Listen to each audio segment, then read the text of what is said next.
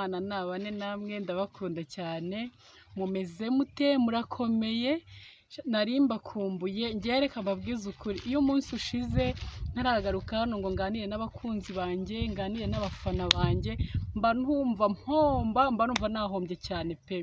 So rero guys kuri uyu munsi tugiye kubijyanye noneho no kwiga ku buzima ngiye kubibira ibanga ibintu mutari muzi ibintu mutakekaga ibintu byiza ariko ubwo abantu ngiye kubwira niba abandi bafite abana wenda bahora barwara inkorora idakira cyangwa se ku muntu nawe urwara inkorora ihoraho idakira. So noneho ngiye kubereka ni umuti mutakekaga mutari muzi nta n'umuntu wundi ahari mbega bizwi na bakeya wenda nkanjye ubushaka kubiyerekera ngo mbivuririza ugakora share ugakora comment na like. So rero mbere yuko tujyaho murabizi hari abana bakunda kurwara inkorora umwana agahora arwara grippe ugahora urwaza grippe idashira ariko guys nabazaniye umuti utagoye umuti utaruhije umuti mbega uri bugire ikintu ugufasha mano kameraho gakeya umuti uri bugire icyo ugufasha kandi ndabizi neza ko biri bukunezeze. So rero ni ukuvuga ngo niba wowe ugira umwana uhora umujyana kwa muganga yamara imiti akongera akarwara cyangwa se nta byatsi utamushakiye niba umushakira ibyatsi ariko ugakora uko ushoboye wenda ufashe iyo miravumba n'ibindi byose tuzi bivura abana bikanga n'ubundi umwana agakomeza akarwara inkorora nakuzaniye umuti ukoraho. So guys ubu rero ukuntu tugiye kubigenza mwakibonye iki cyatsi murakibona iki cyatsi cyitwa umusave. Uyu ni umusave rero akamaro kawo iki ni igiti kigira imimaro myinshi kigira indabyo zenda gusa umuhondo ariko guys icyo nakubwira cyo iki cyatsi nugikoresha umwana wawe azasezera n'inkorora kandi ntago umuhereza iminsi 3 umuha mu gitondo saa 6 na nimugoroba umwana ahita aba muzima ahubwo mwebwe nimutera agatebe asigaye mbabwira uburyo umuntu awuteguramo nimurangiza muzagaruka mungura yuko nababwiye ibintu bizima byakoze umuti. So guys rero tuvuge niba umwana yaba ari yankorora yakayi yaba ari yankorora imeze ubwoko bw'inkorora bwari bwo bwose niba waragerageje ibintu byose bikanga inama rero naguhereza dore uyu muti ukuntu ukoresha munkurikire mwihangane munkurikire hatazagira umpamagara kuri telefone ngo none se harya ngo barabibiza ngo harya ngo ni amazi atetse no mwebwe munkurikire ukurikire video ntusimbuke n'akantu na gatoya ibisubizo byose urabisanga ahangaha cyane ngewe nihereho ndi n'umugabo wo kubihamya ko ari umuti uruta indi miti yose y'inkorora ndi umuhamya wo kubihamya.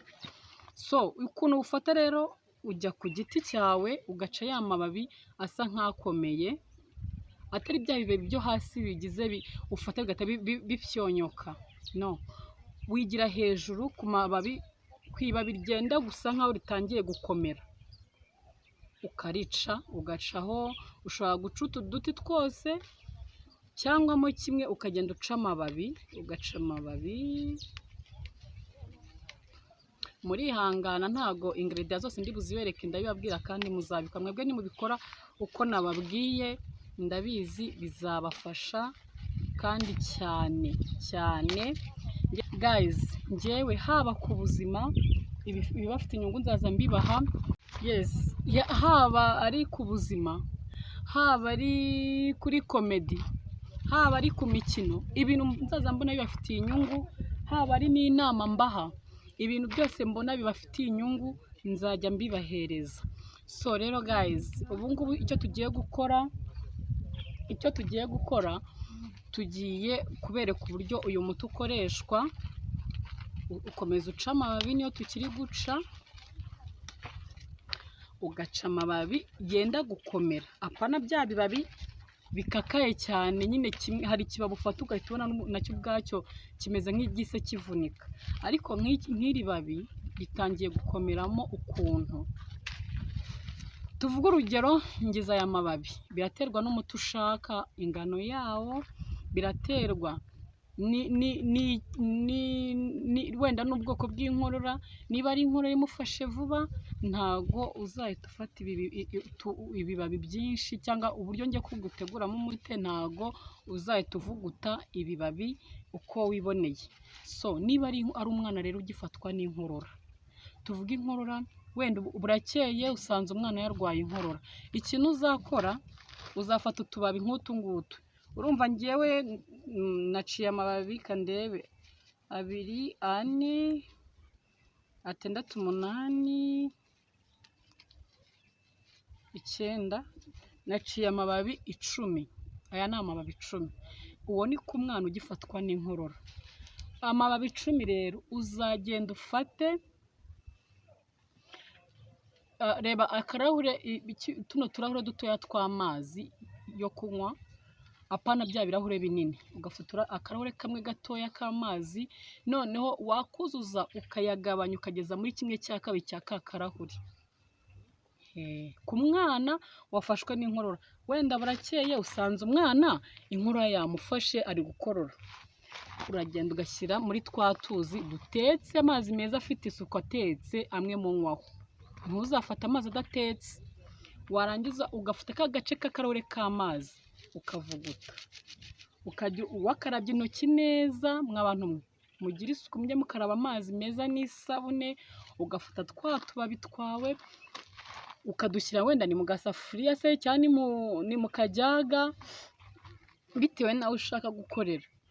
Ugashyiramo twa tuzi ukavuguta, ukagenda uvuguta, mbega ukoza mu mazi wongera uvuguta, bigacikagurika.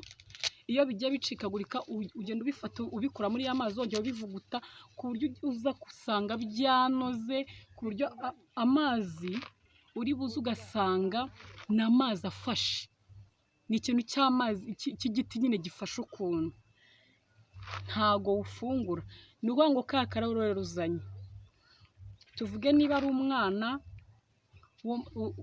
uyu ni umuti uhereza umwana guhera ku mwana w'umwaka watangiye gufata imfashabere, guhera ku mwaka kugeza ku myaka 3.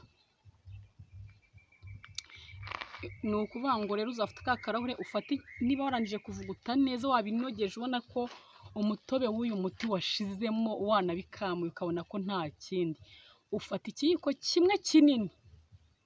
Ubwo ni wa mwana w'umwaka kugenda imyaka 2 n'igice, ntago 3 yuzuza neza.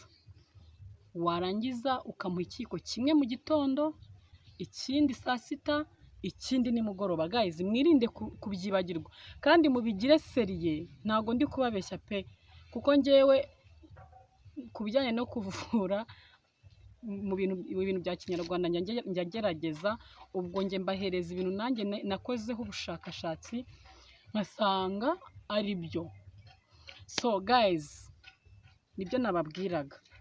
Ku mwana w'imyaka guhera ku myaka 3 kuzamura kugeza ku myaka 5,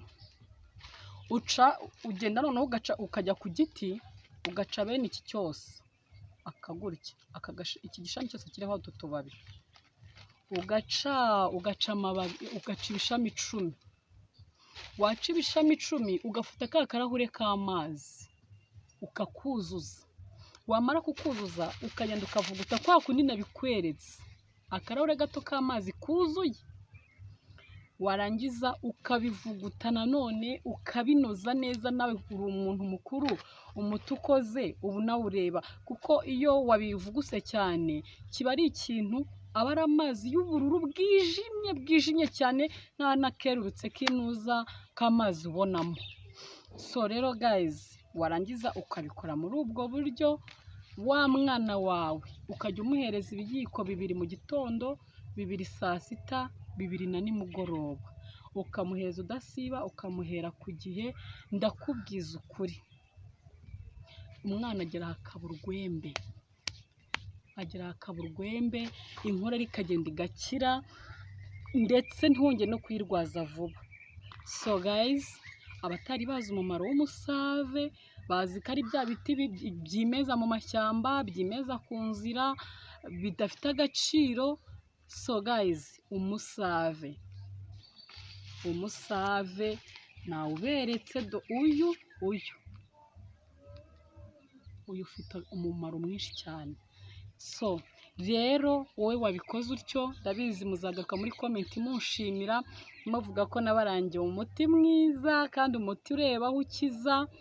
Ntago nari kugenda aka kantu ntabakababwiye, kuko imiravumba yarabuze, ibindi ibyatsi byinshi byarabuze, ariko umuravumba mu gihe wawubuze, dore uyu muti urenze iyo miti yose. So rero mukomeze mugubwe neza, amahoro y'Imana nabane namwe. Wowe ubonye iyi video yikorere share n'abandi bamenye amahirwe y'iki giti, kugira ngo barusheho gufasha abana babo, abarwayi babo, ibintu bigende neza. So munkorera share, comment, like, ndabakunda cyane.